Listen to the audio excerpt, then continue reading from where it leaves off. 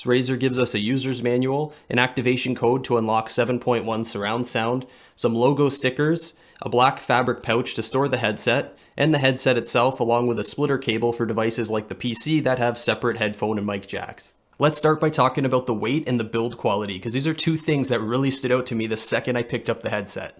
The weight comes in around 240 grams, and that's really lightweight for a gaming headset, and it's awesome because it means it's not going to really weigh you down and feel super heavy after you're wearing it for a long period of time. Now, the way that they got the weight that far down was by using a lot of lightweight plastics in the build, and that probably sounds a little scary when you first hear it, but with the V2 X, it's really not a bad thing because they really found a way to make it strong and sturdy even though it's made of such lightweight materials. So, I feel like I can knock this thing off the desk and not have to worry about it breaking, and that's not something that I can say with a lot of other plastic gaming headsets that I've tested. The ear cups are extendable by sliding along a set of metal rails, and that's definitely a bit different from the typical way this works on most headsets, but it still gets the job done. And there's quite a bit of resistance here, so you shouldn't really have to worry about it sliding or moving around on you once you set the position that's comfortable for you. The ear cups can also pivot in and out, but there's no swivel function on here. That said, that wire metal frame design does allow for quite a bit of flexibility, and that can kind of help make up for it. The ear cups are loaded with plush foam padding, and the contact surface is actually made of this nice fabric material.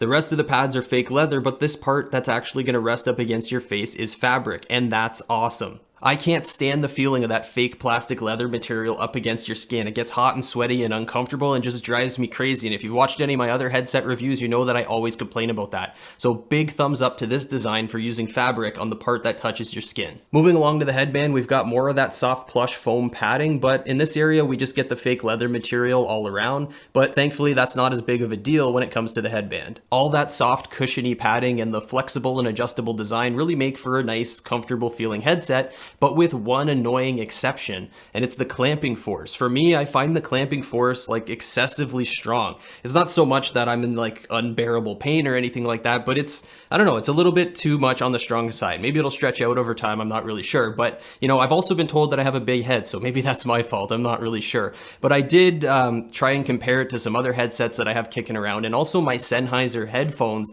that I use every day with my PC, and the V2 X definitely has a noticeably stronger clamping force than all of those other options. On the left ear cup, Razer included a volume control wheel and a microphone mute button. I really like the placement of these controls. It's super easy to just reach up and adjust the volume quickly or mute the microphone if you need to. The left ear cup also has the microphone, and sadly it's not removable, so you're stuck with it on the headset even if you don't plan to use it. The best you can do is try and bend it and flex it out of the way. The V2 X uses a standard 3.5mm audio connection, and that's the key to its massive and widespread compatibility with so many different devices. It doesn't just work on USB devices like so many other gaming headsets that are out there. And for devices like the PC that have separate headphone and microphone inputs, it also comes with this little splitter cable that you can use as well. The cable's 1.3 meters long, and it's just a smooth green rubber. It's not braided or anything fancy like that. And the connection to the headset's really solid. I couldn't feel any play or movement, and that's really nice because that's a common point of failure with a lot of gaming headphones and headsets. Sound's delivered by Razer's 50mm TriForce drivers, and overall, they do a pretty good job. It actually exceeded my expectations when it comes to sound quality because I was just expecting that super exaggerated bass that we get with so many gaming headsets out there. And, I want to be clear, these are bass heavy, so don't think that you're not getting something like that. They still are bass heavy, but it's just a more rounded sound stage. It's more balanced, in my opinion, compared to a lot of other options that are out there. And I also noticed that you can crank the volume up pretty high without getting too much distortion or any weird sound artifacts or anything like that. So they did a pretty good job tuning these for gaming and just as an all-around good sounding headset that's good for watching movies, listening to music, or pretty much whatever else you might want to do with them. There's also the option to unlock 7.1 surround sound through software by using the code that came in the box with the headset, and I tested it out and man, I just feel like it made everything sound so much worse. It almost sounded like if you ever put music on and then go in the shower and it sounds kind of echoey and weird, that's basically what it sounded like. I don't know why Razer would have included this with this headset, just in my opinion, take that little card with your activation code and toss it out the window because these sound so much better just on their own without any of that artificial surround sound stuff enabled. The microphone on the V2X uses a cardioid pickup pattern, which means it should be able to pick up your voice and also suppress all the unwanted background noise and whatever else is going on in your room all at the same time. And the result should be nice, clear, and crisp sounding audio, or at least that's the idea.